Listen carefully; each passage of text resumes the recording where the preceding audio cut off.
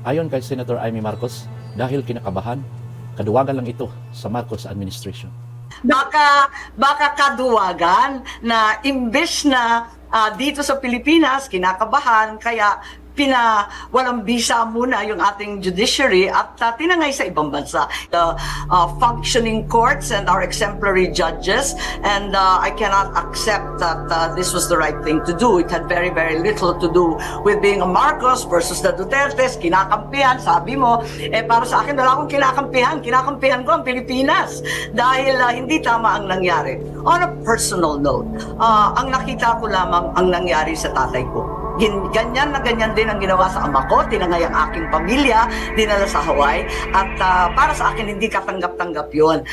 Like President Duterte, my father announced time and again that he was prepared to face any Philippine court, but not a foreign court, given that all the alleged crimes and offenses were committed in Philippine territory against Filipino citizens. Ano naman ang pakialam ng dayuhan sa ating usapin? Nakita naman natin lahat ng tinangay na mga testigo, ang dokumento, lahat ng deposition, nanggaling sa Pilipinas at dinala sa The Hague. Bakit hindi na lang natin ginawa dito?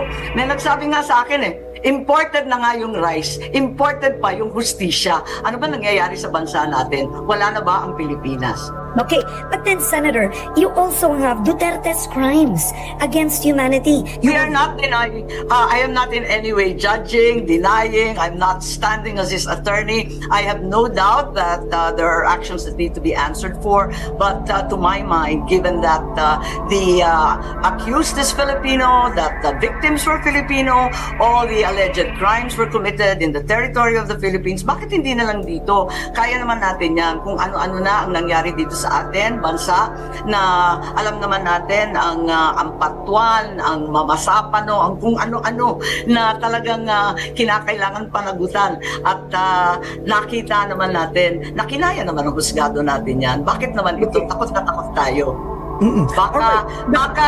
Baka kaduwagan na imbes na dito sa Pilipinas, kinakabahan, kaya walang bisa muna yung ating judiciary at tinangay sa ibang bansa. Hindi naman maganda yon. Ayoko naman na sabihin na wala nang pakinabang dito. Isara na natin lahat ng korte.